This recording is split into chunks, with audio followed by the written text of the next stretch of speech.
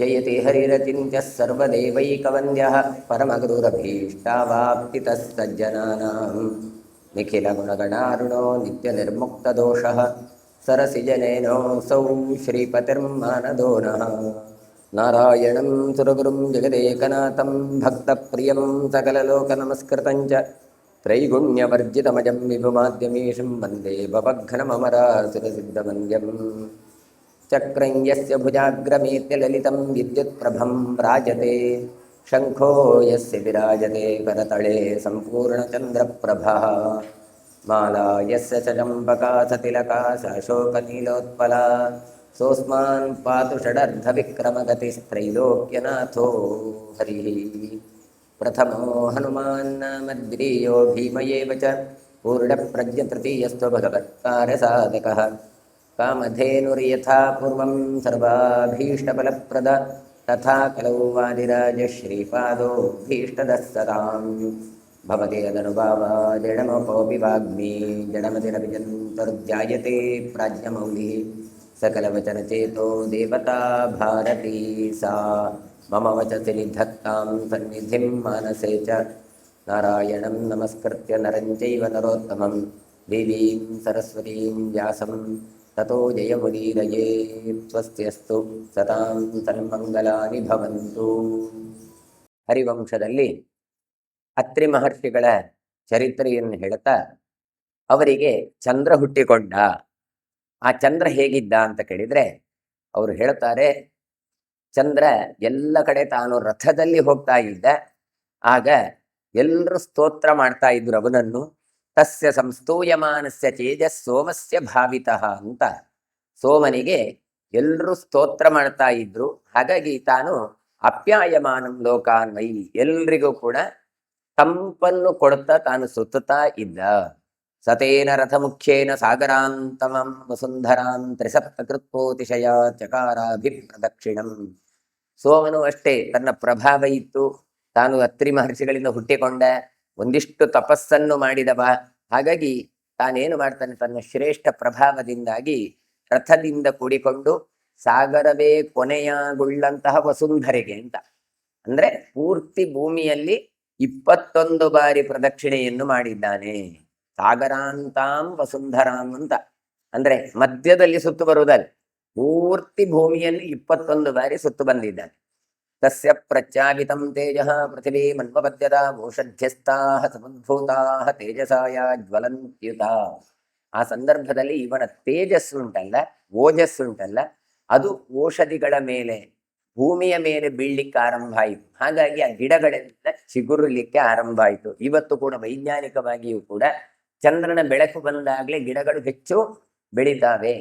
ಬೆಳಿಗ್ಗೆ ಗೊತ್ತಾಗೋದಿಲ್ಲ ನಮಗೆ ಗಿಡಗಳು ಬೆಳೆಯುವಂಥದ್ದು, ರಾತ್ರಿ ಬೇಗ ಬೆಳೀತದೆ ಅಂತ ಹೇಳ್ತಾರೆ. ತಾಭ್ಯರ್ಥಾರ್ಯತ್ಯಯಂ ಲೋಕಃ ಪ್ರಜಾಶ್ಚೈವ ಚತುರ್ವಿಧಾಃ ಪ್ರೋಷ್ಟಾ ಹಿ ಭಗವಾನ್ ಸೋಮೋ ಜಗತೌ ಜಗತೀಪತೆ. ಆ ಔಷಧಗಳೆಲ್ಲ ಜಗತ್ತಿನಲ್ಲಿ ಹರಡಲಿಕ್ಕೆ ಶುರುವಾಯಿತು. ಅಂಡದ, ಉದ್ವಿಜ, ಸ್ವೇದದ, ಜರಾಯುಜ ಅಂತ 4 ಜೀವಗಳು.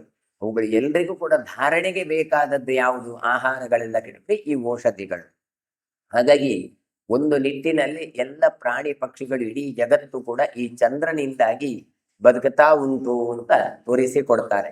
ಹಾಗಾಗಿ ಇವನು ಜಗತೀಪತಿಯೂ ಆಗಿದ್ದಾನೆ. ಸಲಬ್ಧ ತೇಜ ಭಗವಾನ್ ಸಂಸ್ತವೈಶ್ಚ ಕರ್ಮಭಿ ತಪಸ್ತೇಪೇ ಮಹಾಭಾಗ ಪದ್ಮಾನಂ ದಶತೀರ್ದಶ. ಉತ್ತಮವಾದ ತೇಜಸ್ಸು, ಹಿರಿಯರಿಂದ ಉತ್ಕೃಷ್ಟವಾದ ಕರ್ಮಗಳಿಂದ ಪಡೆಕೊಂಡಂತಹ ಚಂದ್ರ ತಾನು ಪದ್ಮ ಸಂಖ್ಯೆಯ 10 ಕಾಲ ತಪಸ್ಸನ್ನು ಮಾಡಿದ ಅಂತ.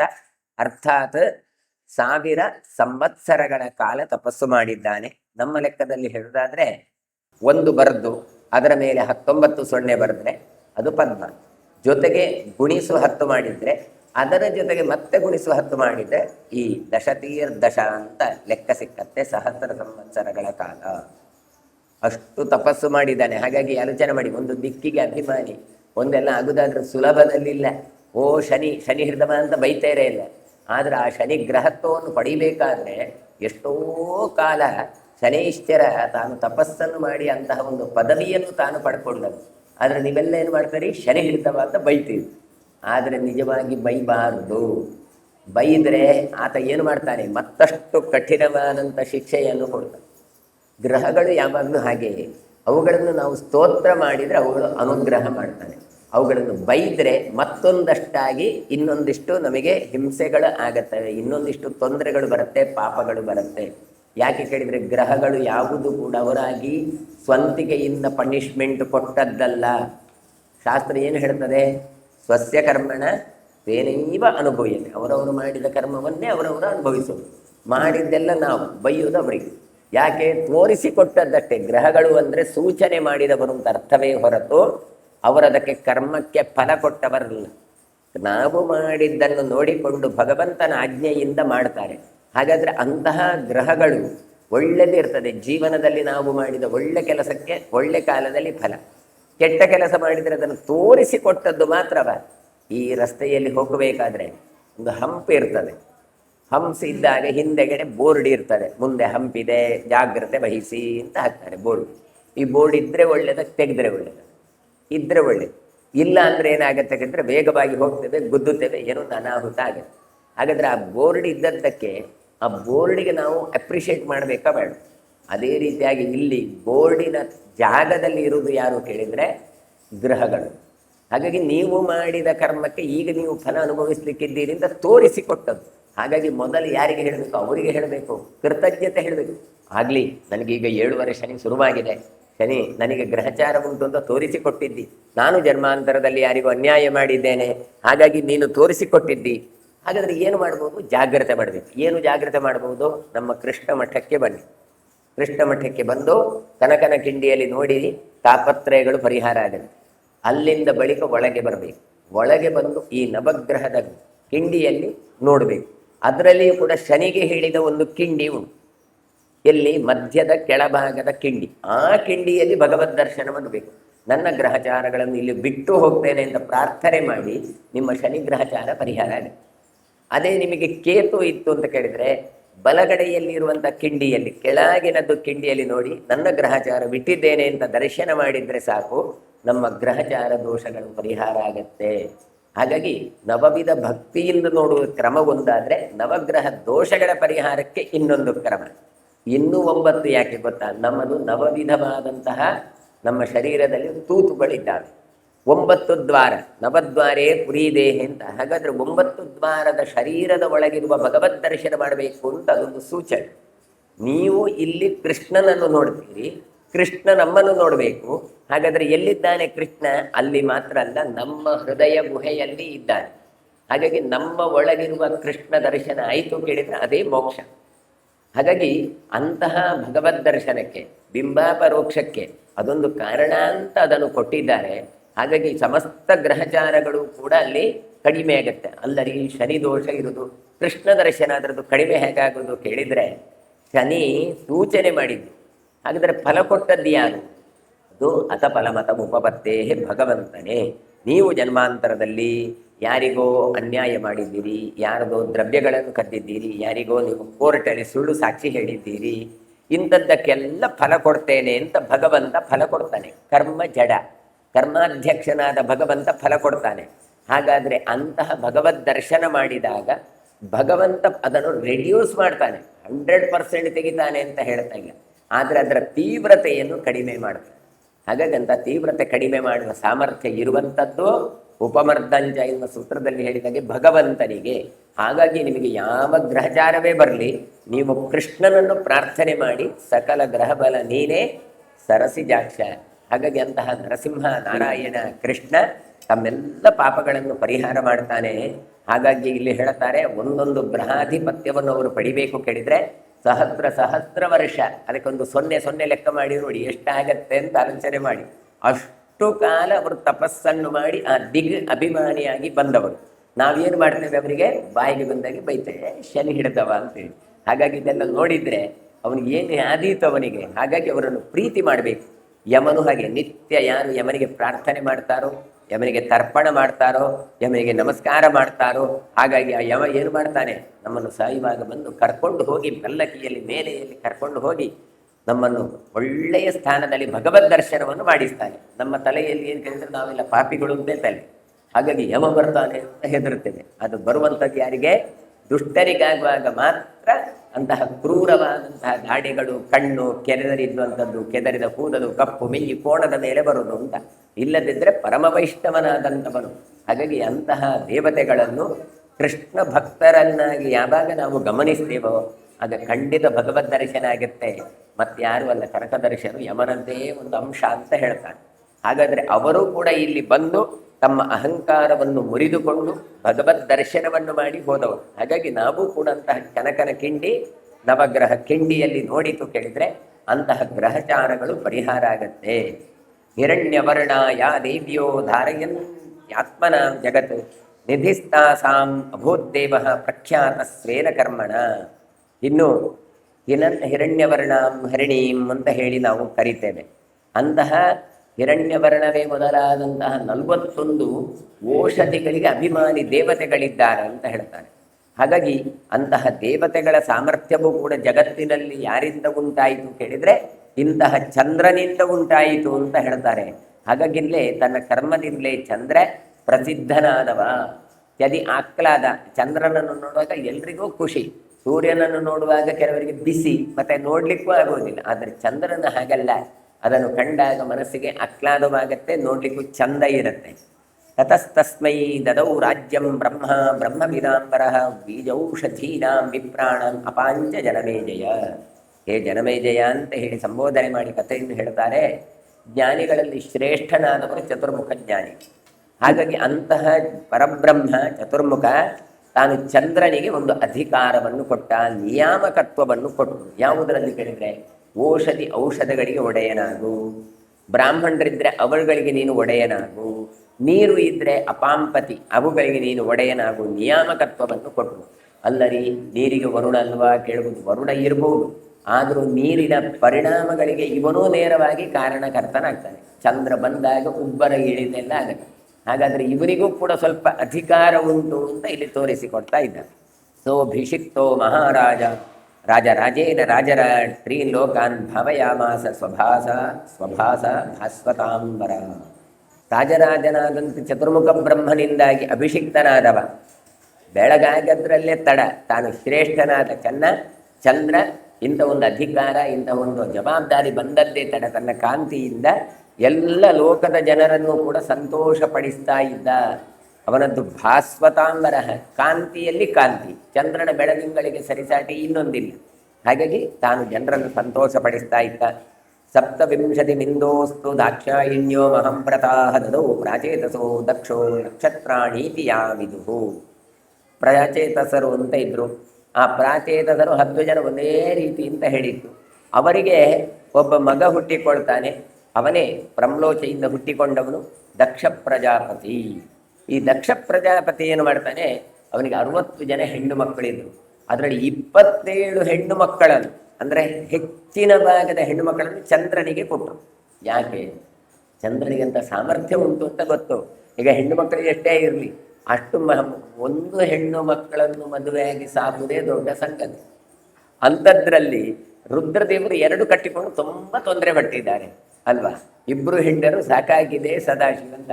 ಅಂಥದ್ರಲ್ಲಿ 27 ಕಟ್ಟಿದೆ. ಇವನಿಗೆ ಇಷ್ಟು ಸಾಮರ್ಥ್ಯ ಅಂತಾದರೆ 16,108 ಕಟ್ಟಿಕೊಂಡ ಭಗವಂತ ಕೃಷ್ಣ, ಅವನದ್ದು ಸಾಮರ್ಥ್ಯ ಎಷ್ಟು ಅಂತ ಆಲೋಚನೆ ಮಾಡಿ. ಹಾಗಾದರೆ 27 ಜನರಿಗೆ ಜೀವನವನ್ನು ಕೊಡ್ತಾನೆ, ಸಾಮರ್ಥ್ಯ ಉಂಟು, ತಾಕತ್ತು ಉಂಟು ಅಂತ ನೋಡಿ. ಅಷ್ಟು ಅವರಿಗೆ ಹೆಸರೇ ಹಾಗೆ, ಅಶ್ವಿನಿ ಭರಣಿ ಕೃತಿಕಾ ರೋಹಿಣಿ ಮೃಗಶಿರ ಆರ್ಧನ ಅಂತ ನಕ್ಷತ್ರಗಳು. ಹೀಗೆಲ್ಲ ಕೊಟ್ಟು ಮದುವೆ ಮಾಡಿದ. ಹಾಗಾದರೆ ಒಂದು ಕಾಲದಲ್ಲಿ ಎಷ್ಟು ದನಗಳಿದ್ದು ಅಷ್ಟು ಶ್ರೀಮಂತ, ಎಷ್ಟು ವಾಹನ ಇತ್ತು ಅಷ್ಟು ಶ್ರೀಮಂತ, ಎಷ್ಟು ಬ್ಯಾಂಕ್ ಬ್ಯಾಲೆನ್ಸ್ ಇತ್ತು ಅಷ್ಟು ಶ್ರೀಮಂತ. ಈಗ ಎಷ್ಟು ಹೆಂಡತಿರಿದ್ರು ಅಷ್ಟು ಶ್ರೀಮಂತ ಅಂತ ಅರ್ಥ. 27 ಜನರನ್ನು ತಾನು ಮೇಂಟೈನ್ ಮಾಡಬೇಕಲ್ಲ. ಅಥ ಪ್ರಾಪ್ಯ ಪಹದ್ರಾಜ್ಯಂ ಸೋಮವತಾಂಬರ ಸಮಾಜಕ್ರೇ ರಾಜಸೂಯಂ ಸಹಸ್ರ ಶತದಕ್ಷಿಣಂ. ಅಷ್ಟು ಮಾತ್ರ ಅಲ್ಲ, ಇಷ್ಟೆಲ್ಲ ಕಟ್ಟಿಕೊಂಡ ನಂತರ ಶ್ರೇಷ್ಠವಾದ ರಾಜ್ಯವನ್ನು ತಾನು ರಾಜ್ಯಭಾರ ಮಾಡ್ತಾ ಅಮೃತಸ್ರಾವಿಗಳಲ್ಲಿ ಶ್ರೇಷ್ಠನಾದ ಈ ಚಂದ್ರ ಇದ್ದಾಗ ಒಂದು ರಾಜಸೂಯ ಅಂತ ಒಂದು ಯಾಗ ಮಾಡಿದ. ದಕ್ಷಿಣೆ ಎಷ್ಟು ಬಿಡಿದರೆ 1,00,000 ಗೋದಾನಕ್ಕಿಂತ ಮಿಗಿಲಾದದ್ದು ಅಂತ ಹೇಳ್ತಾರೆ. ಎಲ್ರಿಗೂ ದನ ಎಷ್ಟು, 1-2 ಲಕ್ಷ ಗೋದಾನಗಳನ್ನು ಕೊಟ್ಟಿದ್ದಾನಂತೆ. ಹೀಗೆ ಗೋವುಗಳನ್ನು ಕೊಡ್ತಾ ತಾನು ಯಾಗಗಳನ್ನೆಲ್ಲ ನಡೆಸಿದವ.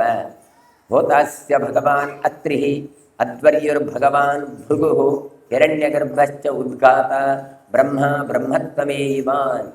ಹಾಗಾದ್ರೆ ಈ ರಾಜಸೂಯ ಯಾಗವನ್ನು ಭಾರಿ ಚಂದಾಯ್ತು, ದಕ್ಷಿಣೆ ತುಂಬ ಕೊಟ್ಟರು, ಗೌಜಿ ಅಂತ ಹೇಳಿದ್ರೆ ಮೊದಲೆಲ್ಲ ಹೇಗೆ ಊಟ ಹೇಗಿತ್ತು ಅಂತ. ಊಟ ಹೇಗಿತ್ತು ಕೇಳಿದ್ರೆ ಭಾರಿ ಗೌಜಿ ಅಂತ. ಏನು ಊಟ? ಹೋಳಿಗೆ, ನಾಡು, ಜಿಲೇಬಿ, ಪಾಯಸ, ಅದು ಇದು, 4 ಪಲ್ಯ, ಚಿತ್ರಾನ್ನ, ಅದು ಇದು ಗೌಜಿ ಅಂತ. ಈಗ ಯಾರ ಹತ್ರ ಆದ್ರೂ ಹೋಗಿ ಕೇಳಿ ಊಟ ಹೇಗೆ, ಗೌಜ ಎಷ್ಟು ಹೋಗಿ, 2500 ರೂಪಾಯಿ ದಕ್ಷಿಣೆ ಇತ್ತು ಅಂತ ಹೇಳ್ತಾರೆ, 50 ರೂಪಾಯಿ ದಕ್ಷಿಣೆ ಅಂತ ಹೇಳ್ತಾರೆ. ಅಂದರೆ ಆವಾಗ ಬಗೆಯ ಮೇಲೆ ಹೇಳ್ತಾ ಇತ್ತು, ಈಗ ದಕ್ಷಿಣೆಯ ಮೇಲೆ ಹೇಳ್ತಾರೆ. ಹಾಗೆಯೇ ರಾಜಸೂಯ ಯಾಗ ದೊಡ್ಡದಾಗಿನ ಕಡೆ ಭಾರೀ ಗೌಜಿ ಅಂತ. ಯಾರು ಎಷ್ಟು ಅಯ್ಯೋ ಲಕ್ಷ ಲಕ್ಷ ಗೋದಾನ ಕೊಟ್ಟರು ಅಂತ ಹೇಳಿದರೆ ಅದು ಮಾತ್ರ ಅಲ್ಲ. ಮತ್ತೆ ಆ ಪುರೋಹಿತರು ಯಾರಿದ್ದಾರೆ, ಭಾಗವಹಿಸಿದ ಯಾವ ತಂತ್ರ ಗಣಗಳು ಯಾರಿದ್ದಾರೆ ಅಂತಹ ಯೋಗ್ಯತೆಯವರು, ಹಾಗಾಗಿ ಅದಷ್ಟು ವರದಕ್ಷಿಣೆಯಾದಂಥ ಶ್ರೇಷ್ಠವಾದಂತಹ ಯಾಗ ಆಗಿತ್ತು ಅಂತ ಕೊಡ್ತಾರೆ. ಯಾರು ಹಾಗಾದರೆ ಹೋತೃಗಳು. ಹೋತೃಗಳಂದರೆ ಹೋಮ ಮಾಡುವವರು, ಸಾಮಾನ್ಯವಾಗಿ ಋಗ್ವೇದವನ್ನು ಹೇಳಿ ಆಹುತಿಗಳನ್ನು ಕೊಡುವವರು ಅದೆಲ್ಲ ಇರ್ತಾರೆ. ಹಾಗಾಗಿ ಅವರನ್ನು ಹೋತೃಗಳು ಅಂತ ಕರೀತಾರೆ. ಅದು ಯಾರು ಅಂತ ಕೇಳಿದರೆ ಅತ್ರಿ ಋಷಿಗಳೇ ಆಗಿದ್ರು. ಅಪ್ಪ ಚಂದ್ರನಿಗೆ ಅಪ್ಪ. ಹಾಗಾಗಿ ಅತ್ರಿ ಮಹರ್ಷಿಗಳೇ ಬಹಳ ಸಾಧನೆ ಮಾಡಿದ ದೊಡ್ಡ ಋಷಿಗಳವರು. ಅವರನ್ನಾಗಿ ಬಂದಂತಹ ಆತ್ರೇಯ ಅಂತ ಗೋತ್ರವೇ ವೃದ್ಧಿ ಆಗತ್ತೆ. ಹಾಗಾಗಿ ಅಂಥ ಅತ್ರಿ ಋಷಿಗಳು ಗೋತ್ರ ಆದರೆ ಭೃಗುಗಳು ಅಧ್ವರ್ಯು ಆದರು. ಭೃಗುಗಳು ಅಧ್ವರ್ಯು ಅಂದರೆ ಹಾಗೆ ಯಜುರ್ವೇದವನ್ನು ತಿಳಿದಂತಹ ಇವರು ಹೋಮ ಮಾಡ್ತಾರೆ. ಹಾಗಾಗಿ ಅವರು ಅಧ್ವರ್ಯುಗಳಾದರೂ ಭೃಗುರು ಮಹರ್ಷಿಗಳು. ಹಿರಣ್ಯಗರ್ಭ ಅಂದರೆ ಆಂಗಿರಸರು, ಅವರು ಉದ್ಗಾತ್ರರಾದರು. ಉದ್ಗಾತ್ರ ಅಂದರೆ ದೇವತೆಗಳನ್ನು ಕರೆಯುವಂಥದ್ದು. ಗಾನದ ಮೂಲಕ ನೋಡಿ ಬನ್ನಿ ಅಂತ ಕರೆದ್ರೆ ಯಾರಿಗೂ ಸಿಟ್ಟು ಬರುತ್ತೆ. ಮತ್ತೆ ಸ್ವಲ್ಪ ಬನ್ನಿ ಅಲ್ಲ, ಕೂಡಲೇ ಎಂಥ ಕೆಲಸ ಇದ್ರು ಕೂಡ ಪಾಪ ಅಷ್ಟು ಹೇಳಿದ್ದಾರೆ ಹೋಗಬೇಕಲ್ಲ ಅಂತ ಹೋಗ್ತದೆ. ಅಂದರೆ ಕರೆಯುವ ಒಂದು ಸೌಂಡಲ್ಲಿ ಒಂದು ಪ್ರೀತಿ ಕಂಡು ಬರಬೇಕು. ಕೃಷ್ಣ ನೀ ಬೇಗನೆ ಬಾರು ಅಂತ ಕರೀಬೇಕು. ಹಾಡಿನಲ್ಲಿ ಬೇಗ ಬಾರು ಬಾರು ಬಾರು ಬಾರು ಅಂತ ಕರೆದ್ರೆ ಹೋಗಲೇಬೇಕಾಗತ್ತೆ. ಕರೀತಾರಲ್ಲ ಮರೆ ಹೋಗುವ ಅಂತ. ಹಾಗಾಗಿ ಗಾನದ ಮೂಲಕ ಸಪ್ತ ಸ್ವರಗಳ ಮೂಲಕ ಭಗವಂತನನ್ನು ಕರೀತಾರೆ. ಆ ವೇದವೇ ಸಾಮವೇದ. ಹೀಗೆ ಸಾಮವೇದದಿಂದ ತಾವು ಭಗವಂತನನ್ನು ಕರೆಯುವಂಥವರು ಆಂಗೀರಸರು. ಹಾಗಾಗಿ ಅವರೆಲ್ಲರೂ ಕೂಡ ಅಲ್ಲಿ ಕರೀತಾ ಇದ್ರು, ದೇವತೆಗಳು ಬರ್ತಾ ಇದ್ರು. ಇನ್ನು ಬ್ರಹ್ಮ ಅಂತ ಉಂಟು. ಈ ಎಲ್ಲ ಕಾರ್ಯಕ್ರಮ ಸರಿಯಾಗಿದೆ ಇಲ್ವ ಅಂತ ಒಬ್ಬ ಸರ್ಟಿಫಿಕೇಟ್ ಕೊಡುವವ ಬೇಕು, ಒಬ್ಸರ್ವ್ ಮಾಡುವವ ಬೇಕು, ಗಮನಿಸುವವ ಬೇಕು. ತಪ್ಪಾದರೆ ಇದು ತಪ್ಪು, ಹೀಗಲ್ಲ ಹೀಗಾಗಬೇಕು ಅಂತ ಹೇಳುವವ ಬೇಕು. ಅದು ಯಾರು ಕೇಳಿದರೆ ಅದು ಬ್ರಹ್ಮ. ಯಾರು ಬ್ರಹ್ಮ? ಚತುರ್ಮುಖ ಬ್ರಹ್ಮನೇ ಬಂದು ಕೂತಂತ. ನಾವಿವತ್ತೇನು ಮಾಡ್ತೇವೆ ಕೇಳಿದರೆ ಯಾರೋ ಒಬ್ಬ ವ್ಯಕ್ತಿಯನ್ನು ಕೂತ್ಕೊಳಿಸಿ ಅವನಲ್ಲಿ ಬ್ರಹ್ಮಾಂಡಂ ತ್ವಾಂ ಅವಾಹಯಾಮಿ ಅಂತ ಅವನಲ್ಲಿ ಆವಾಹನೆ ಮಾಡ್ತೇವೆ. ಕೊನೆಗೆ ಅವನು ಮಾತಾಡಿದ್ರೆ ರಗಳೆ ಆಗತ್ತೆ ಅಂತೇಳಿ ತೆಂಗಿನಕಾಯಿ ಇಡ್ಲಿಕ್ಕೆ ಶುರು ಮಾಡಿ. ಈಗೆಲ್ಲ ತೆಂಗಿನಕಾಯಿ ಅದು ಮಾತಾಡೋದೂ ಇಲ್ಲ, ಅದು ರಗಳೆ ಇಲ್ಲ ಅಂತ. ಆದರೆ ಇಲ್ಲಿ ಹಾಗಲ್ಲ, ಚಾತುರ್ಮುಖ ಬ್ರಹ್ಮನನ್ನೇ ಕೂತ್ಕೊಳಿಸಿದ್ರು ಅಂತ ಹೇಳ್ತಾರೆ. ಸಾಕ್ಷಾತ್ ಚತುರ್ಮುಖ ಬ್ರಹ್ಮನಾಗಿದ್ದ. ಹಾಗಾಗಿ ಭಗವಂತ ಪ್ರೀತಿಯಾಗುವಂತಹ ರಾಜಸೂಯ ಯಾಗವನ್ನು ಚಂದ್ರ ಮಾಡಿದ್ದ. ಸದಸ್ಯ ತತ್ರ ಭಗವಾನ್ ಹರಿರ್ನಾರಾಯಣ ಸ್ವಯಂ ಸನತ್ಕುಮಾರ ಪ್ರಮುಖೈ ಆದ್ಯೈ ಬ್ರಹ್ಮರ್ಷಿಭಿರ್ವೃತಃ. ಇನ್ನು ಸ್ವಯಂ ಆ ಯಜ್ಞದಲ್ಲಿ ಬ್ರಹ್ಮ ಋಷಿಗಳೆಲ್ಲ ಬೇಕು. ಒಳ್ಳೆ ಒಳ್ಳೆ ಕಾಲಿ ಇಷ್ಟು 4 ಜನ ಇದ್ರೆ ಸಾಲದು, ಋಷಿಗಣನವೇ ಬೇಕಾಗತ್ತೆ. ಅದೆಲ್ಲ ಯಾರು ಹೇಳಿದರೆ ಸನತ್ ಕುಮಾರರೇ ಮೊದಲಾದವರಾಗಿದ್ರು ಅಂತ ಹೇಳ್ತಾರೆ. ಅಂತಹ ಬ್ರಹ್ಮರ್ಷಿಗಳು ಯಾಗವನ್ನು ಬಂದಿದ್ರೆ ಈ ಯಾಗ ಸಕ್ಸಸ್ ಆಗುವುದು ಯಾವಾಗ ಗೊತ್ತಾ? ಭಗವಂತ ಬರಬೇಕು. ಈ ಯಜ್ಞಕ್ಕೆ ಪ್ರಧಾನವಾಗಿರುವವನು ಶ್ರೀಮನ್ನಾರಾಯಣ. ಆತನೂ ಬಂದಿದ್ದ ಅಂತ ಕೊಡುತ್ತಾರೆ ನೋಡಿ ಪ್ರಮುಖರೇ. ಹರಿಹಿ ನಾರಾಯಣ ಸ್ವಯಂ ಭಗವಾನ್ ಸದಸ್ಸತ್ರ, ತಾನು ಸದಸ್ಸನಾಗಿ ತಾನು ಬಂದು ಕೂತಿದ್ದಾನೆ. ಹಾಗಾಗಿ ಎಂತಹ ಉತ್ತಮವಾದ ಯಾಗ ಚಂದ್ರ ನಡೆಸಿದ ರಾಜಸೂಯಾಗಿತ್ತು ಅಂತ ತೋರಿಸ್ತಾ ಇದ್ದಾರೆ. ಚಂದ್ರ ಏನು ಮಾಡ್ತಾನೆ ಗೊತ್ತಾ? ದಕ್ಷಿಣ ಮದದಾತ್ ಸೋಮಃ ತ್ರಿಲೋಕ ನಿಧಿನ ಶ್ರುತಂ ತೇಭ್ಯೋ ಬ್ರಹ್ಮರ್ಷಿ ಮುಖ್ಯೇಭ್ಯ ಸದಸ್ಯೇಭ್ಯಶ್ಚ ಭಾರತ. ಚಂದ್ರ ಬ್ರಹ್ಮರ್ಷಿಗಳ ಮುಖ್ಯರ ಬಳಿಗೆ ಹೋಗಿ, ಹಾಗೆ ಸದಸ್ಯರುಗಳಿರ್ತಾರೆ ಅವರಿಗೆಲ್ಲ ಹೋಗಿ 3 ಲೋಕವನ್ನೇ ದಕ್ಷಿಣೆಯಾಗಿ ಕೊಟ್ಟ ಅಂತ ಕೇಳ್ತಾರೆ. ಇದು ಪ್ರಸಿದ್ಧವಾದ ವಿಷಯ ಅಂತ ಹೇಳ್ತಾರೆ. ಹಾಗೆ ಸದಸ್ಯರುಗಳಿಗೆಲ್ಲ ಲೋಕಲೋಕಗಳಂತೆ. ನಮ್ಮಲ್ಲಿ ಆದರೆ ಹಾಗೆ ಒಂದು 5 ಸೆಂಟ್ ಜಾಗ ಕೊಟ್ಟರೆ ಭೂದಾನ ಅಂತ, ಅದು ಅಲ್ಲ. ಮತ್ತೆ ಗೋಪಿ, ಈಗ ಎಲ್ಲ ಹಾಗೆ ಬಂದು ಭೂದಾನ ಅಂತ ಹೇಳಿದರೆ ಒಂದು 4 ಗೋಪಿ ಹಿಂಡೆಯನ್ನು ದಾನ ಕೊಡೋದು. ಭೂದಾಮನ ಪ್ರತ್ಯಾಮ್ರಾಯತ್ವೇನ ಅಂತ. ಅದು ಭೂದಾನ ಅಲ್ಲ, ನಿಜವಾಗಿ ಭೂಮಿ ಅಂದರೆ ಭೂಮಿಯೇ ಕೊಡಬೇಕು. ಎಷ್ಟು ಕೇಳಿದರೆ ಅಲ್ಲ, ಒಂದು ಮನೆ ಕಟ್ಟಲಿಕ್ಕೆ 5 ಸೆನ್ಸ್ ಜಾಗ ಸಾಕ, 5 ಸೆನ್ಸ್ ಜಾಗ ಕೊಡೋದು ಅಂತ, ಅಥವಾ ಒಂದು ಫ್ಲ್ಯಾಟ್ ಕೊಡೋದು ಅಂತ ಇತ್ತು. ಈಗ ಅದೂ ಹೋಯಿತು. ನಿಜವಾಗಿ ಎಷ್ಟು ಕೊಡಬೇಕು ಅಂತ ಹೇಳಿದರೆ, ಒಬ್ಬ ದಂಪತಿಗಳು ಕೃಷಿ ಮಾಡಿ ಬದುಕಲಿಕ್ಕೆ ಎಷ್ಟು ಬೇಕೋ ಅಷ್ಟು ಜಾಗವನ್ನು ದಾನ ಕೊಟ್ಟರೆ ಅದು ಭೂದಾನ. ಅಂದರೆ ಒಂದು 10 ಎಕರೆಯಲ್ಲಿ ಕೃಷಿ ಮಾಡಿಕೊಂಡು ಒಂದು ದಂಪತಿಗಳು ಬದುಕಬಹುದು ಅಂತಾದರೆ ಅಷ್ಟು ಜಾಗವನ್ನು ದಾನ ಕೊಡಬೇಕು. ಇದು ಭೂದಾನ. ಹಾಗಾದ್ರೆ ಇದು ಅದು ಅಲ್ಲ. ಕೆಲವರು ಹೇಳ್ತಾರೆ ದೇವಸ್ಥಾನಗಳಿಗೆ ತುಂಬಾ ಆಸ್ತಿ ಇತ್ರಿ ಮೊದಲೆಲ್ಲ, ಜನ ಎಲ್ಲ ಭೂದಾನ ಕೊಡ್ತಾ ಇದ್ರು, ಹಾಗಾದ್ರೆ ಮಠ ಮಂದಿರಗಳಿಗೆಲ್ಲ ಆಸ್ತಿ ಬರ್ತಾ ಇತ್ತು, ಯಾಕೆ ಕೇಳಿದ್ರೆ ದಾನವಾಗಿ ಕೊಡ್ತಾ ಇದ್ರು ಅಂತ. ಅದೇ ದೊಡ್ಡ ಸಂಗತಿ. ಇನ್ನು ಹಾಗಲ್ಲ. ಹೇಳ್ತಾರೆ ನೋಡಿ, 2,000 ಎಕರೆ ಶಿರೂರಲ್ಲಿ ಆತ ಕೊಟ್ಟಿದ್ದ, ಮುದ್ರಾಡಿ ಅನಂತಯ್ಯ ಎನ್ನುವವರು ಇರುವಾಗ ಬಾರ್ಕೂರ್ನ ಅರಸ ಕೊಟ್ಟಿದ್ದ ಜಾಗ ಅಂತ ಹೇಳ್ತಾರೆ. ಇವತ್ತು 200 ಇಲ್ಲ ಬಿಡಿ, ಅಂತೂ ಒಂದು ಕಾಲದಲ್ಲಿ ಅಷ್ಟೆಲ್ಲ ದಾನ ಕೊಟ್ಟಿದ್ರು ಅಂತ. ಅದೇ ದೊಡ್ಡ ಸಂಗತಿ ಅಂತ ಹೇಳಿದ್ರೆ, ಅಲ್ಲಪ್ಪ, ಊರಿಗೆ ಊರನ್ನು ದಾನ ಕೊಟ್ಟದ್ದಲ್ಲ, ಎಷ್ಟೋ ಗ್ರಾಮಗಳನ್ನು, ರಾಜ್ಯಗಳನ್ನು ದಾನ ಕೊಟ್ಟದ್ದು ಕೇಳ್ತೇವೆ. ಬಲಿಚಕ್ರವರ್ತಿ ರಾಜ್ಯವನ್ನು ಕೊಟ್ಟಿದ್ರೆ, ಇದು ಅಲ್ಲ, ಇವನು ಇಂಥದ್ದು 3 ಲೋಕವನ್ನೇ ದಾನ ಕೊಟ್ಟಿದ್ದ ನೋಡಿ. ಅಂತಹ ಒಂದು ದಾನ ಕೊಟ್ಟಿದ್ದಾನೆ ಸದಸ್ಯರುಗಳಿಗೆ ಅಂತ ಹೇಳ್ತಾರೆ. ದಕ್ಷಿಣಾಂ ಅದಾತ್ ಸೋಮಃ ತ್ರಿಲೋಕಾನಿತಿ ನಶ್ರುತಂ ಅಂತ ಹೇಳ್ತಾರೆ. ಅಂದ್ರೆ ಅಷ್ಟು ಸಂಪತ್ತನ್ನು ತಾನು ಕೊಡಬೇಕು ಕೇಳಿದ್ರೆ ಯಾಗ ಎಷ್ಟು ಸಮೃದ್ಧವಾಗಿರ್ಬೇಕಂತ ಆಲೋಚನೆ ಮಾಡಿ. ಇನ್ನು ದೇವತೆಗಳೆಲ್ಲ ಅಲ್ಲಿ ಸೇರಿಕೊಂಡಿದ್ರು, ಇದರದ್ದೆಲ್ಲ ಸವಿಯನ್ನು ಅನುಭವಿಸ್ತಿದ್ರು, ಯಜ್ಞ ಯಾಗಾದಿಗಳದ್ದು. ಯಾರೆಲ್ಲ? ಸಿನೀಮಾಲಿ ಕುಹುಶ್ಚೈವ ಧೃತಿಸ್ಪುಷ್ಟಿ ಪ್ರಭಾ ವಸು ಕೃತಿರ್ಧೃತಿಶ್ಚ ಕಾಂತಿಶ್ಚ ನವದೇವ್ಯ ಶಿಶೇವಿರೆ ಅಂತ 9 ದೇವತೆಗಳು ಬಂದು ಅಲ್ಲಿ ಸೇವನೆಯನ್ನು ಮಾಡಿದ್ರು, ಸೇವೆ ಮಾಡ್ತಾ ಇದ್ರು, ಅದನ್ನು ಅನುಭವಿಸ್ತಾ ಇದ್ರು, ಬಂದವರಿಗೆಲ್ಲ ಟ್ರೀಟ್ಮೆಂಟ್ ಕೊಡ್ತಾ ಇದ್ರು. ಯಾರೆಲ್ಲ ಕೇಳಿದ್ರೆ ಸಿನಿಮಾಲಿ ಕುಹು ದ್ಯುತಿ ಪುಷ್ಟಿ ಪ್ರಭಾ ವಸು ಕೀರ್ತಿ ಧೃತಿ ಕಾಂತಿ ಇಂಥ ದೇವತೆಗಳು ಅಂತ. ಇವರೆಲ್ಲ ಏನು ಕೇಳಿದ್ರೆ ಒಂದು ದೇವತೆಗಳು ನೋಡಿ. ಕೆಲವರದ್ದೆಲ್ಲ ಪ್ರಸಿದ್ಧ. ಅಂಗಿರಸ ಋಷಿಗಳಿಗೆ ಶ್ರದ್ಧಾಣಿಯಿಂದ ಹುಟ್ಟಿಕೊಂಡವರು ಇವರೆಲ್ಲ ಅಂತ ಹೇಳ್ತಾರೆ. ಸಿನಿಮಾಲಿ ಕುಹು ಅಂತ ಉಂಟು. ಸಿನಿಮಾಲಿ ಕೇಳಿದ್ರೆ ಚತುರ್ದಶಿಯಿಂದ ಕೂಡಿದ ಅಮಾವಾಸ್ಯೆಗೆ ಅಭಿಮಾನಿಯಾಗಿ ಕೂತದ್ದು. ಹಾಗೆ ಕುಹು ಅಂತ ಉಂಟು, ಅದು ಅಮಾವಾಸ್ಯೆಗೆ ಅಭಿಮಾನಿಯಾಗಿ ಕೂತ ದೇವತೆ. ಆಮೇಲೆ ರಾಕ ಅಂತ ಉಂಟು, ಹುಣ್ಣಿಮೆಗೆ ಇರುವಂತಹ ದೇವತೆ. ಹೀಗೆ ಒಂದೊಂದು ದೇವತೆಗಳು ಅಲ್ಲಿ ಬಂದು ಅದರಲ್ಲಿ ಭಾಗವಹಿಸಿ ತಮ್ಮ ಸೇವೆಯನ್ನು ಮಾಡಿದ್ರು, ಭಗವಂತನ ಪ್ರಸಾದವನ್ನು ಸ್ವೀಕರಿಸಿದ್ರು. ಪ್ರಾಪ್ಯ ಅವಭೃತಂ ಅವ್ಯಗ್ರಹ ಸರ್ವದೇವರ್ಷಿ ಪೂಜಿತ ಅತಿರೇಜೈ ರಾಜೇಂದ್ರೋ ದಶಧಾ ಭಾಸಯನ್ ದಿಶಃ. ಯಜ್ಞಕರ್ಮದಲ್ಲಿ ವ್ಯಾಕುಲತೆ ಇಲ್ಲದ ಸಮಸ್ತ ದೇವ ಋಷಿ ವೃಂದಗಳಿಂದ ಪೂಜಿಸಲ್ಪಟ್ಟವನು ಯಾರು ಕೇಳಿದ್ರೆ ಅದು ಚಂದ್ರ. ಆತ ಯಜ್ಞದ ಕೊನೆಯಲ್ಲಿ ಅವಭೃತವನ್ನೆಲ್ಲ ಮಾಡಿಸ್ತಾನೆ. ಅವಭೃತವನ್ನು ಮಾಡಿ ರಾಜೇಂದ್ರನಾಗಿ ದಶ ದಿಕ್ಕುಗಳಲ್ಲಿ ತನ್ನ ಬೆಳಕನ್ನು ತಾನು ಹರಡ್ತಾ ಬಂದ. ಅಂದರೆ ಪ್ರಾಪ್ಯ ಅವಭೃತಂ ಅವ್ಯಗ್ರಹ. ಅವಭೃತ ಆಗುವುದು ಹೇಳಿದ್ರೆ ದೊಡ್ಡ ಸಂಗತಿ. ಯಾಕೆ ಅವಭೃತ ಅಂತ ಶಬ್ದವೇ ಹಾಗೆ. ಯಜ್ಞದ ಕೊನೆಗೆ ಮಾಡುವಂತಹ ಸ್ನಾನಕ್ಕೆ ಅವಭೃತ ಅಂತ ಕರೀತಾರೆ. ಹಾಗಾದ್ರೆ ಯಜ್ಞದ ಕೊನೆಗೆ ಇವತ್ತು ಒಂದು ಅವಭೃತ ಇದೆ. ಅನಂತೇಶ್ವರ ದೇವರು ಇವತ್ತು ಸರೋವರಕ್ಕೆ ಬಂದು ಸ್ನಾನ ಮಾಡಿ ಅವಭೃತವನ್ನು ಮಾಡಲಿಕ್ಕಿದ್ದಾರೆ. ಹಾಗಾದ್ರೆ ಅಂತಹ ಅವಭೃತದಲ್ಲಿ ಎಷ್ಟು ಮಹತ್ವ ಕೇಳಿದ್ರೆ, ಯಜ್ಞದ ಪೂರ್ತಿ ಪುಣ್ಯ ಸಿಕ್ಕುವುದೇ ಅವಭೃತದಿಂದ ಅಂತ.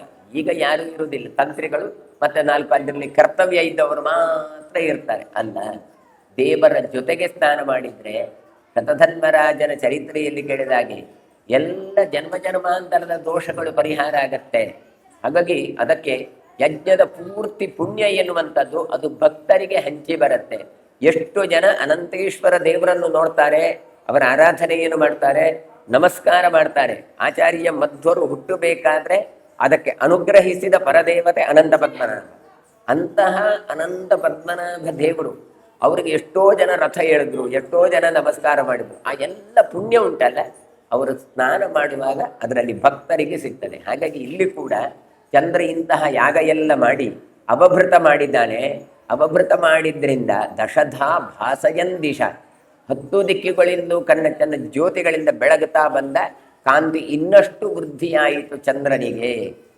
ತಸ್ಯ ತತ್ಪ್ರಾಪ ದುಷ್ಪ್ರಾಪ ಮೈಶ್ವರ್ಯಂ ಪರಮಾದ್ಭುತಂ ವಿಬಭ್ರಾಮ ಮತಿಸ್ತತ್ರ ವಿನಯಾದನಯಾಹತ.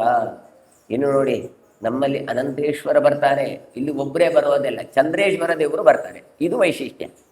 ಈಗ ಬೇರೆ ಕಡೆ ಒಂದು ದೇವಸ್ಥಾನದಲ್ಲಿ ಒಂದೇ ದೇವರದ್ದು ಉತ್ಸವ ಸ್ನಾನ ಅಪಭೃತ ಇಲ್ಲ. ಇಲ್ಲಿ ಒಬ್ಬರು ಬಂದುಕೊಳ್ಳಿ ಇನ್ನೊಬ್ಬರು ಬರ್ತಾರೆ. ಯಾರು? ಮಹಾರುದ್ರ ದೇವರು. ಅಜ್ಜನ ಒಟ್ಟಿಗೆ ಮೊಮ್ಮಗನೂ ಬರ್ತಾನೆ. ಬರುವುದು ಮಾತ್ರ ಅಲ್ಲ, ಎಂತಹ ಸರೋವರ ಇದು ಅಂತ ಕೇಳಿದರೆ, ಇದು ಚಂದ್ರಮೌಳೀಶ್ವರ ದೇವರು ತಾನು ಆಗ್ಲಿಕ್ಕೆ ಕಾರಣ ಆದದ್ದು. ಇದೆಲ್ಲ ಮೊದಲು ಸರೋವರವೇ ಆಗಿತ್ತು. ಹಾಗಾಗಿ ಚಂದ್ರನಿಗೆ ಅನುಗ್ರಹ ಮಾಡೋದಕ್ಕೋಸ್ಕರ ರುದ್ರದೇವರು ಬಂದರು. ಯಾಕೆ ರುದ್ರದೇವರು ಬಂದರು ಅಂತ ಕೇಳಿದರೆ, ಚಂದ್ರನಿಗೆ ಇದ್ದಂತಹ ಕ್ಷಯರೋಗವನ್ನು ನಾಶ ಮಾಡಲಿಕ್ಕೆ. ಹಾಗಾದರೆ ಅಂತಹ ಚಂದ್ರ ಸ್ನಾನ ಮಾಡಿದ ಇದಕ್ಕೆ ಹೆಸರೇ ಹಾಗೆ, ಅನಂತ ಸರೋವರ. ಹಾಗಾಗಿ ಪಾಪಗಳು ಎಲ್ಲ ನಾಶ ಆಗತ್ತೆ. ಅಂತಹ ರುದ್ರದೇವರು ಅನಂತೇಶ್ವರ ದೇವರು, ಕೃಷ್ಣ ದೇವರು, ಮೂರು ದೇವರುಗಳು ಕೂಡ ಸ್ನಾನ ಮಾಡುವ ಸರೋವರ. ಆ ಸರೋವರದಲ್ಲಿ ಸ್ನಾನ ಮಾಡಿದ್ದು ಕೇಳಿದ್ರೆ ಜನ್ಮ ಜನ್ಮಾಂತರದ ಕ್ಷಯಾದಿ ರೋಗಗಳೆಲ್ಲ ಪರಿಹಾರ ಆಗುತ್ತೆ. ನಮಗೆ ಕಣ್ಣಿಗೆ ಕಾಣುವ ರೋಗ ಒಂದು, ಕಣ್ಣಿಗೆ ಕಾಣದ ರೋಗ ಒಂದು. ನಾವು ಎಲ್ಲೆಲ್ಲಿಗೋ ಹೋಗ್ತೇವೆ, ನಮ್ಮಲ್ಲೇ ಇದ್ದದ್ದನ್ನು ಗಮನಿಸೋದಿಲ್ಲ. ಅದು ಯಾಕೆ ಕೇಳಿದರೆ ದೀಪದ ಬುಡ ಕತ್ತಲೆ. ನಮಗೆ ಆಚೆ ಈಚದ್ದೆಲ್ಲ ಕಾಣುತ್ತೆ, ಹತ್ತಿರದಲ್ಲಿದ್ದದ್ದು ಕಾಣೋದೇ ಇಲ್ಲ. ಹಾಗಾಗಿ ದೇವಾದಿ ದೇವತೆಗಳೇ ಬರ್ತಾರೆ. ಇಲ್ಲದಿದ್ರೆ ದ್ವಾರಾವತೀಂ ಸಕಲ ಭಾಗ್ಯವತೀಂ ಉಪೇಕ್ಷೆ ಗೋಪಾಲ ಬಾಲ ಲಲನಾಕರ ಪೂಜನಂತ ವಾರ್ಧೀಮತೀತ್ಯ ನೋಡಿ, ಅಂತಹ ಸಮುದ್ರವನ್ನು ದಾಟಿ ಆ ದ್ವಾರಕೆಯಿಂದ, ಅದು ಕೂಡ ನೋಡಿ ನಮ್ಮ ಅಯೋಧ್ಯೆಯಿಂದ ಬಿಟ್ಟು ಎಲ್ಲಿವರೆಗೆ ಪ್ರಾಣ ದೇವರು ಬಂದಿದ್ದಾರೆ. ಯಾಕೆ ಕೇಳಿದ್ರೆ ಸುಮ್ಮನೆ ಬರಲಿಲ್ಲ. ಇಲ್ಲಿ ಅನಂತೇಶ್ವರ ಚಂದ್ರೇಶ್ವರ ದೇವರಿದ್ದಾರೆ, ಒಳ್ಳೆಯ ಪರಿಸರ ಇದೆ. ಹಾಗಾಗಿ ಅಂತಹ ಒಳ್ಳೆಯ ಒಂದು ಸನ್ನಿಧಾನ ಇವತ್ತು ರಾತ್ರಿ ನಡಿಲಿಕ್ಕುಂಟು. ಇದ್ದವರಾದ್ರೂ ಹೋಗಿ ಸ್ನಾನ ಮಾಡಿ ಪುಣ್ಯವನ್ನು ಕಟ್ಟಿಕೊಳ್ಳುವ. ಎಷ್ಟೊತ್ತೊತ್ತಿಗೋ ಸ್ನಾನ ಮಾಡುವುದಕ್ಕಿಂತ ಭಗವಂತ ಸ್ನಾನ ಮಾಡುವಾಗ ನಾವು ಅವಭೃತ ಮಾಡಿದ್ರೆ ನಮ್ಮ ಪಾಪಗಳು ಪರಿಹಾರ ಆಗತ್ತೆ. ತಸ್ಯ ತತ್ಪ್ರಾಪ ದುಷ್ಪ್ರಾಪ ಐಶ್ವರ್ಯಂ ಪರಮಾದ್ಭುತಂ. ಹಾಗಾಗಿ ಹೇಳ್ತಾರೆ, ಈ ಲಭಿಸುವಂತಹ ಒಂದು ಪುಣ್ಯ ಉಂಟಲ್ಲ, ಇದು ಪರಮಾದ್ಭುತವಾದದ್ದು ಅಂತ ಹೇಳ್ತಾರೆ. ಹಾಗಾಗಿ ಇದು ನಿಜವಾದ ಸಂಪತ್ತು. ನಾವು ಎನಿಸಿದ ಸಂಪತ್ತೇ ಬೇರೆ. ನಮ್ಮ ಸಂಪತ್ತು ಯಾವುದು ಕೇಳಿದ್ರೆ ಬಂಗಾರ, ಸೀರೆ, ಪಟ್ಟೆ, ಕಾರು, ಬಾರು ಅಂತ. ಅದಲ್ಲ ನಿಜವಾಗಿ.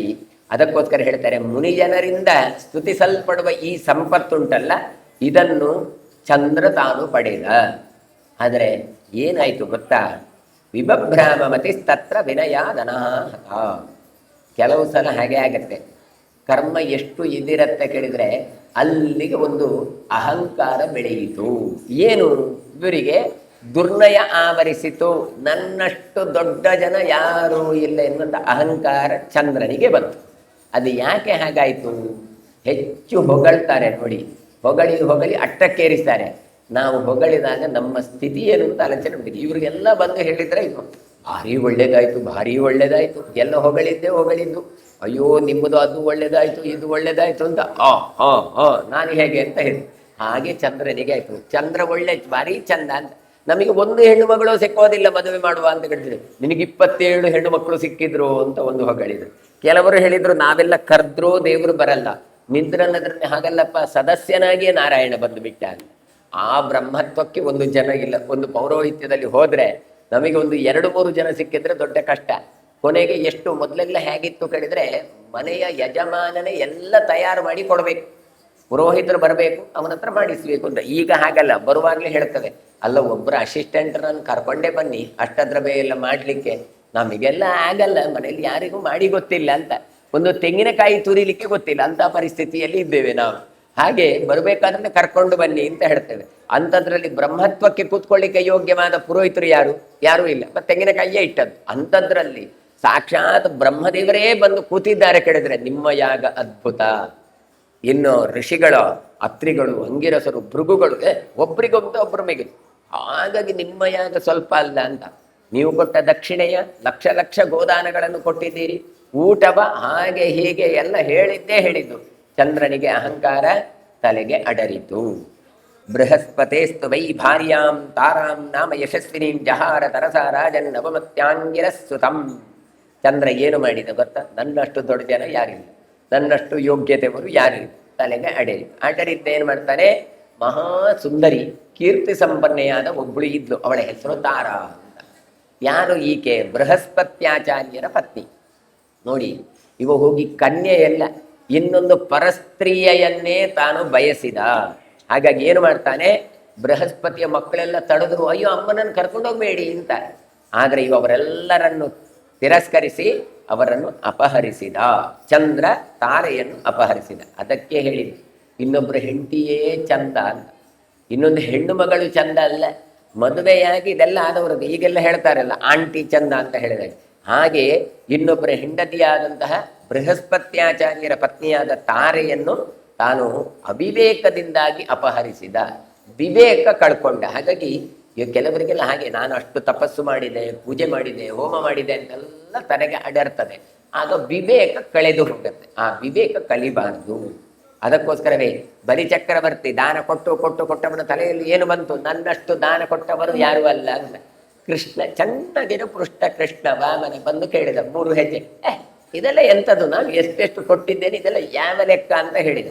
ಅಷ್ಟಕ್ಕೆ ಭಗವಂತ ಏನು ಮಾಡಿದ, ತ್ರಿವಿಕ್ರಮನಾಗಿ ನಿಂತು ಅವನ ಅಹಂಕಾರವನ್ನು ಮುರಿದದ್ದೇ ಹೊರತು ಮತ್ತೇನು ಮಾಡಿದ್ದಲ್ಲ. ಹಾಗೆ ನಮಗೆ ಅಂತಹ ಅಹಂಕಾರಗಳು ಬಂದ್ರೆ ಖಂಡಿತ ಭಗವಂತ ಮುರಿತಾನೆ. ಅಂತಹ ಮುರಿದ ಜಾಗವೇ ಈ ಕೃಷ್ಣ. ಹಾಗಾಗಿ ಹೇಳ್ತಾರೆ, ಅಂತಹ ಭಗವಂತನ ಅನುಗ್ರಹವನ್ನು ಬಯಸಬೇಕೇ ಹೊರತು ಕೇವಲ ಕೀರ್ತಿಯನ್ನಲ್ಲ. ಕೀರ್ತಿ ಮಾತ್ರ ಬಂದ್ರೆ, ಎಲ್ಲ ಹೊಗಳಿದ್ರೆ ಏನಾಗುತ್ತೆ ಕೇಳಿದ್ರೆ, ಹೀಗಾಗಿ ರಾಜ ಯಾದು ಚಂದ್ರ ತಾನು ದಾರಿ ತಪ್ಪಿದ, ಯಾವುದೋ ಬೃಹಸ್ಪತ್ಯಾಚಾರ್ಯರ ಪತ್ನಿಯಾದ ತಾರೆಯನ್ನೇ ತಾನು ಅಪಹರಿಸಿದ. ಸ ಯಾಚ್ಯಮಾನೋ ದೇವೈಶ್ಚ ತಥಾ ಬ್ರಹ್ಮರ್ಷಿಭಿಸ್ತದ. ನೋಡಿ, ಗಂಡ ಕೇಳಿದ್ರು ಬೃಹಸ್ಪತ್ಯಾಚಾರ್ಯ, ನನ್ನ ಹೆಂಡತಿಯನ್ನು ಬಿಟ್ಟುಕೊಡು ಮಾರಾಯ ಅಂತ. ಮಕ್ಕಳು ಬಂದು ಕೇಳಿದ್ರು, ಅಮ್ಮನನ್ನು ಬಿಟ್ಟುಕೊಡಿ ಅಂತ, ಒಪ್ಪಲಿಲ್ಲ. ನೈವತಾಂ ಯತ್ಯಜಸ್ತಾರಾಂ ತಸ್ಮಾ ಅಂಗಿರಸೆ ತದಾ ಸಸಂರಬ್ಧಸ್ತತಸ್ಮಿನ್ ದೇವಾಚಾರ್ಯೋ ಬೃಹಸ್ಪತಿ. ದೇವತೆಗಳೆಲ್ಲ ಬಂದ್ರು, ಅವರು ಹೇಳಿದ್ರು, ಮಕ್ಕಳು ಹೇಳಿದ್ದು ಕೇಳಲಿಲ್ಲ ಮಾರಾಯ.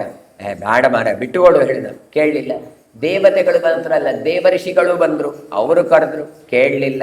ಚಂದ್ರ ಯಾರು ಹೇಳಿದ್ರು ಜಪ್ಪಯ್ಯ ಅನ್ನಲಿಲ್ಲ. ಆಗ ಬೃಹಸ್ಪತ್ಯಾಚಾರ್ಯಗೆ ಸಿಟ್ಟು ಬಂತು ಚಂದ್ರನ ಮೇಲೆ. ಉಶನಾಸ್ತಸ್ಯ ಜಗ್ರಾಹ ಪಾರ್ಷ್ಣಿಮಾಂಗೀರಸೋ ಭವ ಸಹಿ ಶಿಷ್ಯೋ ಮಹಾತೇಜಾಹ ಪಿತುಃ ಪೂರ್ವಂ ಬೃಹಸ್ಪತೇಹೇ.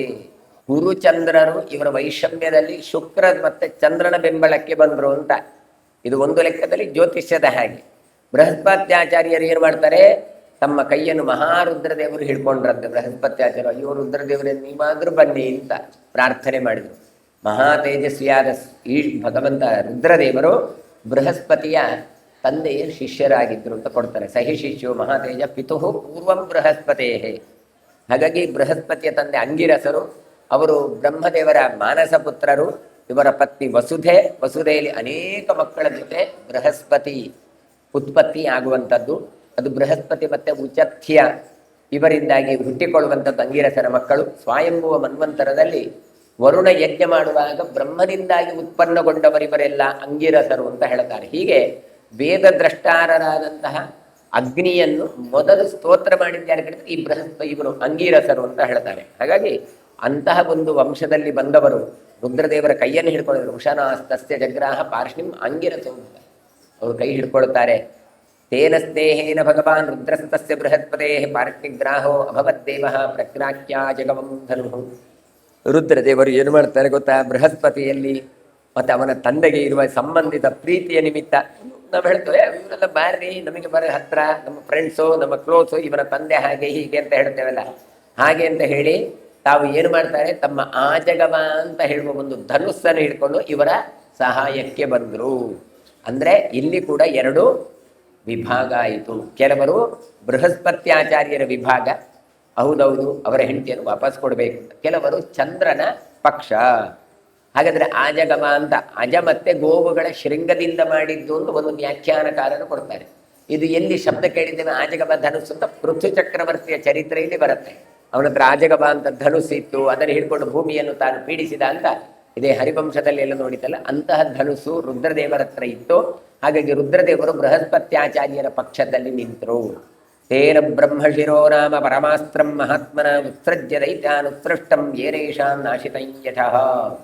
ಇನ್ನು ಮಹಾರುದ್ರದೇವರು ಚಂದ್ರನ ನಿಮಿತ್ತ ಯುದ್ಧರಂಗದಲ್ಲಿ ದೇವತೆಗಳೆಲ್ಲ ಕರೆದು ಹೇಳಿದ್ರಂತೆ, ನೋಡಿ ನನ್ನ ಹತ್ರ ಬ್ರಹ್ಮಶಿರ ಅಂತ ಪರಮವಾದ ಅಸ್ತ್ರ ಉಂಟು, ಅದನ್ನು ಪ್ರಯೋಗಿಸ್ತೇನೆ ಅಂತ ಹೇಳಿದ್ರು. ಬ್ರಹ್ಮಾಸ್ತ್ರ ಅಂತ ಹೇಳ್ತಾರೆ. ಹಾಗಾಗಿ ದೇವತೆಗಳೆಲ್ಲ ಪಕ್ಷದವರು ಎಲ್ಲ ಬಂದು ಇವರ ಹತ್ರ ಸೇರಿಕೊಳ್ತಾರೆ. ತತ್ರ ತದ್ಯುದ್ಧಮಭವತ್ ಪ್ರಖ್ಯಾತಂ ತಾರಕಾಮಯಂ ದೇವಾನಂ ದಾನವಾನಂಚ ಲೋಕಕ್ಷೇಕರಂ ಮಹತ್. ಹೀಗೆ ಇಲ್ಲಿ ಹಿಂದೆ ಇದೇ ರೀತಿ ಯುದ್ಧ ಆಗಿತ್ತು, ದೇವತೆಗಳಿಗೆ ಮತ್ತೆ ದಾನವರಿಗೆ. ಅದು ಎಲ್ಲಿ ಅಂತ ಕೇಳಿದ್ರೆ, ಇದೇ ಒಂದು ಕಡೆಯಲ್ಲಿ ರುದ್ರದೇವರು, ಇನ್ನೊಂದು ಕಡೆಯಲ್ಲಿ ತಾರಕಾಸುರ ನಿಂತಿದ್ದ. ಅದೇ ರೀತಿಯಾಗಿ ಇಲ್ಲಿ ಕೂಡ 2 ಪಕ್ಷವಾಗಿ ನಿಂತಿದೆ, ಒಂದು ತಾರೆಗೋಸ್ಕರ. ತತ್ರ ಶಿಷ್ಟಾಸ್ತು ಯೇ ದೇವಾಃ ಶ್ರೇಷ್ಠಾಶ್ಚೈವ ಭಾರತ ಬ್ರಹ್ಮಾಂಡಂ ಶರಣಂ ಜನ್ಮಃ ಆದಿದೇವಂ ಪಿತಾಮಹಂ. ಇದು ಈ ರೀತಿಯಾಗಿ ಬ್ರಹ್ಮಾಸ್ತ್ರ ಉಪಯೋಗ ಮಾಡಿ ಯುದ್ಧ ಎಲ್ಲ ಆಯಿತು ಅಂತ ಕೇಳಿದ್ರೆ ಜಗತ್ತು ಖಂಡಿತ ನಾಶದ ಕಡೆಗೆ ಹೋಗ್ತದೆ. ಯುದ್ಧ ಆಗ್ತಾ ಉಂಟು, ತಡಿಬೇಕು, ಏನು ಮಾಡುವ? ಅದಕ್ಕೆಲ್ಲ ಯುದ್ಧದಲ್ಲಿ ಅಳಿದುಳಿದಂತಹ ಯಾವ ದೇವತೆಗಳಿದ್ರು ಅವರಿಗೆ ತುಷಿತರು ಅಂತ ಹೆಸರು. ಆ ತುಷಿತ ಎನ್ನುವಂತಹ ದೇವತೆಗಳೇನು ಮಾಡ್ತಾರೆ, ಆದಿದೇವನಾದಂಥ ಬ್ರಹ್ಮದೇವರ ಹತ್ರ ಹೋಗಿ ದೂರನ್ನು ಕೊಡ್ಲಿಕ್ಕೆ ಆರಂಭ ಮಾಡ್ತಾರೆ, ಪ್ರಾರ್ಥನೆ ಮಾಡ್ತಾರೆ.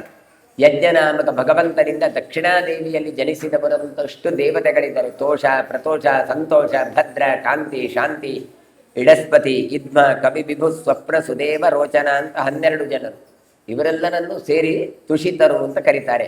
ಹಾಗಾಗಿ ಇವರೆಲ್ಲ ಹೋಗಿ ಪ್ರಾರ್ಥನೆಯನ್ನು ಮಾಡ್ತಾರೆ. ತಥೋ ನಿವಾರ್ಯೋ ವಿಭೂಷಣಸನಂ ರುದ್ರಂ ಜ್ಯೇಷ್ಠಂಚ ಶಂಕರಂ ದದಾ ವಾಂಗಿರಸೇ ತಾರಾಂ ಸ್ವಯಮೇವ ಪಿತಾಮಹ. ತುಷಿತರ ಪ್ರಾರ್ಥನೆಯಂತೆ ಪಿತಾಮಹನಾದಂತಹ ಆ ಚತುರ್ಮುಖ ಬ್ರಹ್ಮದೇವರು ಶುಕ್ರಾಚಾರ್ಯನು ಮತ್ತೆ ದೇವತೆಗಳ ಜ್ಯೇಷ್ಠರಾದ ಮಹಾರುದ್ರ ದೇವರನ್ನು ಯುದ್ಧ ಭೂಮಿಯಿಂದ ಕರೀತಾರೆ. ಕರೆದು ತಂದು ತಾರೆಯನ್ನು ಬೃಹಸ್ಪತಿಗೆ ಕೊಡ್ಲಿಕ್ಕೆ ಹೇಳ್ತಾರೆ. ಚಂದ್ರ, ಇದು ಸರಿಯಲ್ಲ, ಅದು ಬೃಹಸ್ಪತ್ಯಾಚಾರ್ಯರ ಭಕ್ತಿ, ಆಕೆಯನ್ನು ಮರಳಿ ನೀನು ಕೊಡಬೇಕು ಅಂತ ಹೇಳ್ತಾರೆ. ತಾವಂತ ಪ್ರಥಮಾಂ ದೃಷ್ಟ ವಿಪ್ರಹ ಪ್ರಾಹ ಬೃಹಸ್ಪತಿ ಮರೀಯಾಯಾಂ ನತೆ ಯೋನೋ ಗರ್ಭೋಧಾರ್ಯ ಕಥಂಚನ. ಸರಿ ಅಂತ ತಕೊಂಡು ಬಂದು, ಆದರೆ ಬೃಹಸ್ಪತ್ಯಾಚಾರ್ಯರು ಮಾಡ್ತಾರೆ, ತಮ್ಮ ಪತ್ನಿಯನ್ನು ನೋಡ್ತಾರೆ, ತಾರೆ ಆಕೆ ಗರ್ಭವತಿ ಆಗಿದ್ದಾರೆ. ಹಾಗಾಗಿ ಈ ಗರ್ಭ ಎನ್ನುವಂಥದ್ದು ಯಾರಿಗೆ ಸೇರಿದ್ದು? ಹೋಗುವಾಗ ಈಕೆ ಗರ್ಭಿಣಿಯಾಗಿರಲಿಲ್ಲ, ಆಮೇಲೆ ಗರ್ಭವನ್ನು ಧರಿಸಿದ್ದಾಳೆ. ಈ ಗರ್ಭ ಎನ್ನುವಂಥದ್ದು ನನ್ನಿಂದಾದದ್ದೋ ಅಲ್ಲ ಇವರಿಂದಾದದ್ದೋ ಎನ್ನುವಂಥದ್ದು ಅವರಿಗೆ ಸಂಶಯ ಬರಲಿಕ್ಕೆ ಶುರುವಾಯಿತು. ಅವಳು ಏನು ಹೇಳ್ತಾರೆ, ಮದೀಯಾಯಾಮ್ನತೆ ಯೋನೋ ಗರ್ಭೋಧಾರ್ಯ ಕಥಂಜನ. ಒಂದು ವೇಳೆ ನನ್ನ ಪತ್ನಿ ಈಕೆ, ಹಾಗಿರುವಾಗ ಈ ಗರ್ಭ ಉಂಟುದಾದ್ರೆ ಈ ಗರ್ಭವನ್ನು ಖಂಡಿತ ಧಾರಣೆ ಮಾಡಬಾರ್ದು, ಇನ್ನೊಬ್ಬರದ್ದು ಅಂಶ ಇಲ್ಲಿ ಬರಬಾರದು ಅಂತ ತಾನು ಗಲಾಟೆಯನ್ನು ಮಾಡ್ತಾರೆ. ಅಯೋನಾವಸರ್ಜತ್ತಂಥ ಅಂದರೆ ಏನು ಸಂದರ್ಭ ಇರ್ಬೋದು ಕೇಳಿದರೆ, ಈಗಿನ ಕಾಲದಲ್ಲಿ ಹೇಗಿರ್ತದೆ, ಒಪ್ಪಿಗೆ ಇಲ್ಲದೆ ಬಸುರಿಯಾದರೆ ಗಲಾಟೆಯೋ ಗಲಾಟೆ, ಆ ಗರ್ಭವನ್ನು ತೆಗೆಸಬೇಕು, ಅಪಾರೇಷನ್ ಮಾಡಬೇಕು, ಆಸ್ಪತ್ರೆಗೆ ಹೋಗು, ಅದು ಬೇಡವೇ ಬೇಡ. ಅಲ್ಲ ಯಾರ್ದಾದ್ರೂ ಏನಪ್ಪ ಮಗು ಹುಟ್ಟಿಕೊಳ್ಳಿ, ಮುಂದೆ ನೋಡಿಕೊಳ್ಳಿ, ಇಲ್ಲ ಇಲ್ಲ ಇಲ್ಲ ಅದು ಬರಲೇಬಾರದು ಅಂತ ನಾವೇನು ಗಲಾಟೆ ಮಾಡ್ತೇವೆ. ಈಗಿನ ಜನ ಅದೇ ಒಂದು ಮನಸ್ಥಿತಿ ಆ ಕಾಲದಲ್ಲಿಯೂ ಇತ್ತು. ಅಯೋನಾವಸೃಜತ್ತಂ ಸಾ ಕುಮಾರಂ ದಸ್ಯುಹಂತಮಂ ಇಶೀಕಾ ಸ್ತಂಭಮಾಸಾದ್ಯ ಜ್ವಲಂತಮಿವ ಪಾವಕಂ. ಆಗ ಏನು ಮಾಡ್ತಾರೆ ಕೇಳಿದರೆ, ಬೇಡವೇ ಬೇಡ ಈ ಮಗು, ಅದನ್ನು ತೆಗೆದು ಬಿಡಿ, ಬೇಡವೇ ಬೇಡ ಅಂತ ಹಠ ಮಾಡಿದರೆ ಏನಾಯಿತು ಕೇಳ್ತಾರೆ. ಒಂದು ಅವರು ಹೇಳ್ತಾರೆ, ಆ ಕಾಲದಲ್ಲಿ ಕೂಡ ಇಶಿಕಾಯ ಯಥಾ ಮುಂಜೆ ಅಂತ ಒಂದು ಪ್ರೀತಿಯ ಹುಲ್ಲು, ಆ ಹುಲ್ಲಿನತ್ರ ಇವರ ಸಂಬಂಧವ ಇಲ್ಲದ, ನನಗೆ ಸಂಬಂಧ ಇಲ್ಲದ ಈ ಶಿಶು ಕೆಳಗೆ ಬೀಳಲಿ ಅಂತ ಅವರು ಪ್ರಯತ್ನ ಪಟ್ಟುಬಿಟ್ಟು, ಅಂದರೆ ಗರ್ಭಸ್ರಾವ ಆಗಲಿ, ಅಬಾರ್ಷನ್ ಆಗಲಿ, ಅದು ಜಾರಿ ಹೋಗಲಿ ಎನ್ನುವಂತಾಗಿ ತಾವೇನು ಮಾಡ್ತಾರೆ, ಇಶಿಕಾಂ ಸ್ತಂಭಮಾಸಾದ್ಯ, ಒಂದು ಹುಲ್ಲಿನ ಇಶಿಕ ಸ್ತಂಭ ಅಂತ ಹೇಳಿದ್ರೆ ಒಂದು ದರ್ಬೆಯ ಹುಲ್ಲು, ಅದರದ್ದು ಕಡ್ಡಿಯ ಸುಲಭವಾಗಿ ಜಾರತ್ತೆ, ಹಾಗಾಗಿ ಅದರಲ್ಲಿ ನಾವು ಹಾಕುವ ಅಂತ ಹೇಳ್ತಾರೆ. ಹಾಕಿದ್ದೇ ತಡ ಆ ಗರ್ಭ ಎನ್ನುವಂಥದ್ದು ಹೊರಗೆ ಬರುತ್ತೆ. ಜಾತ ಮಾತ್ರ ಸ ಭಗವಾನ್ ದೇವಾನಾಂ ಅಕ್ಷಿಪದ್ವಪು ತತಃ ಸಂಶಯಮಾಪನ್ನ ಇಮಾಂ ಕಥಯನ್ ಸುರಾಹ. ಹುಟ್ಟಿದ ಕೂಡಲೇ ಆ ಮಗು ಉಂಟಲ್ಲ, ಅದು ಬೆಳೆದು ಬಿಡತ್ತೆ ನೋಡಿ. ಕೆಲವು ಸಲ ಗಟ್ಟಿ ಪಿಂಡ ಅಂತ ಹೇಳ್ತೇವೆ ನಾವೆಲ್ಲ. ಡೆಲಿವರಿ ಆಗಬೇಕಾದ್ರೆ, ಪ್ರಸವ ಆಗಬೇಕಾದ್ರೂ ಅಯ್ಯೋ ಏನು ಇನ್ಕ್ಯುಬೇಟರಲ್ಲಿ ಇಡೋದು, ಏನು ICU ಅಲ್ಲಿ ಇಡೋದೇನು, ಏನು ಇದು ಏನು ಅಂದರೆ ಒಂದು ಪ್ರಾಕೃತಿಕವಾದ ಹುಲ್ಲಿನ ಹತ್ರ ಹೋದರೆ ಹೋಗಲಿ ಅಂತೇಳಿ ಜಾರಿಸಿಬಿಟ್ಟಿದ್ದಾರೆ. ಆದರೆ ಆ ಕಾಂತಿ, ಅಷ್ಟು ಕಾಂತಿ ಇತ್ತು ಆ ಶಿಶುವಿನಲ್ಲಿ ಅಂತ ಹೇಳ್ತಾರೆ. ಅದನ್ನು ನೋಡಿ ದೇವತೆಗಳೆಲ್ಲ ಕುರಿತು ಹೇಳಿದ್ರಂತೆ, ತಾರೆಯನ್ನು ನೋಡಿಕೊಂಡೆ, ಇಷ್ಟು ಚಂದದ ಮಗು, ಸತ್ಯಂ ಬ್ರೋಹಿ ಸುತಕ್ಕಸ್ಯ ಸೋಮಸ್ಯಾಥ ಬೃಹಸ್ಪತೇ ಪೃಚ್ಯಮಾನ ಯದಾ ದೇವೈ ನಾಹ ಸ್ವಜನಕಂ ಹರಿಯ.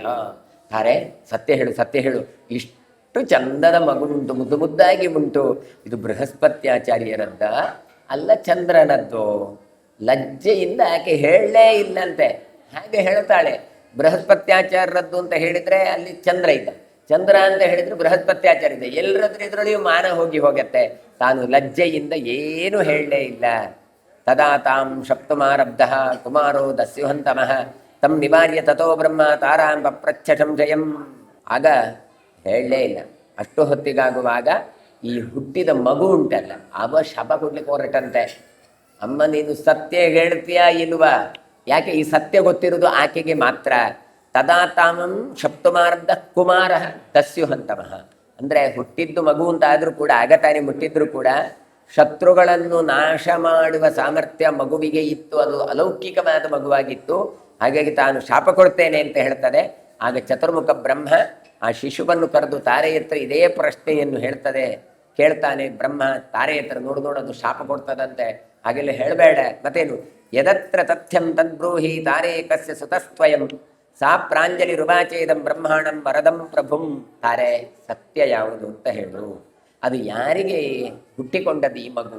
ಈ ಮಗುವಿನ ಅಪ್ಪ ಯಾರು? ಅದು ಬ್ರಹ್ಮದೇವರ ಹತ್ರ ಕೇಳ್ತಾ ಇದ್ದಾರೆ. ತಾರೆ ಆದ್ರೂ ಹೇಳಬೇಕಲ್ಲ. ಅವಳು ಕೈ ಮುದ್ಕೊಂಡು ದಮ್ಮಯ್ಯ ಅಂತ ಹೇಳ್ತಾ ಇದ್ದಾಳೆ. ಸೋಮಸ್ಯೇತಿ ಮಹಾತ್ಮಾನಂ ಕುಮಾರಂ ದಸ್ಯುಹಂತಂ ತಮ್ಮ ಮೂರ್ತಿ ಉಪಗ್ರಾಯ ತತ ಸೋಮೋ ಧಾತ ಪ್ರಜಾಪತಿ. ಆಗ ಅದು ಮತ್ತೆ ಯಾರಲ್ಲ, ಚಂದ್ರ.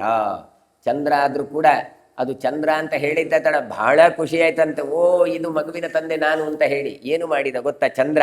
ಆ ಮಗುವಿನ ಮೂರ್ಧನ್ಯ ತಲೆಯನ್ನು ತೆಗೆದು ಆಘ್ರಾಣ ಮಾಡಿದ. ಮಗುವಿನ ನೆತ್ತಿಯನ್ನು ಪರಿಮಳವನ್ನು ಮೂಸಿದ. ಮೂರ್ಧ್ಯ ಉಪಗ್ರಾಯ. ಇದು ಜಾತಕರ್ಮಾದಿ ಕರ್ಮಾಂಗಗಳಲ್ಲಿ ಬರ್ತದೆ. ಮಗು ಹುಟ್ಟಿದ ಕೂಡಲೇ ಆ ಮಗುವಿನ ತಲೆಯನ್ನು ತಾನು ಅಘ್ರಾಣ ಮಾಡಬೇಕು. ಆತ್ಮ ವೈ ಪುತ್ರ ನಾಮಾಸಿ ಅಂತೆಲ್ಲ ಮಂತ್ರಗಳನ್ನು ಹೇಳಿಕೊಂಡು ಇದು ತನ್ನದೇ ಮಗ ಅಂತ ಹೇಳಿಕೊಂಡು ಚಂದ್ರ ತಾನು ಮಾಡ್ತಾನೆ. ಅವನೇ ಬುಧ.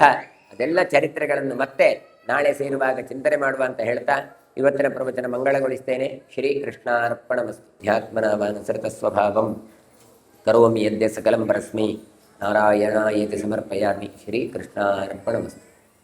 ಶ್ರೀಕೃಷ್ಣಾಯ ನಮಃ. ಓಂ ಶ್ರೀಕೃಷ್ಣಃ ಕಮಲಾನಾಥೋ ವಾಸುದೇವಃ ಸನಾತನಃ ವಸುದೇವಾತ್ಮಜಃ ಪುಣ್ಯೋ ಲೀಲಾಮಾನುಷವಿಗ್ರಹಃ ಶ್ರೀವತ್ಸಕೌಸ್ತುಭಧರೋ ಯಶೋದಾವತ್ಸಲೋ ಹರಿಃ ಚತುರ್ಭುಜಾತ್ತಚಕ್ರಾಜಗದಾ ಶಂಖಾದ್ಯುದಾಯುಧಃ ದೇವಕೀನಂದನಃ ಶ್ರೀಶೋ ನಂದಗೋಪಪ್ರಿಯಾತ್ಮಜಃ ಯಮುನಾ ವೇಗಸಂಹಾರಿ ಬಲಭದ್ರಪ್ರಿಯಾನುಜಃ पूतना जीविताहारी शकटासुरभञ्जनः नन्दव्रजजनानन्दी सच्चिदानन्दविग्रहः नवनीतविलिप्ताङ्गो नवनीतगतो नगः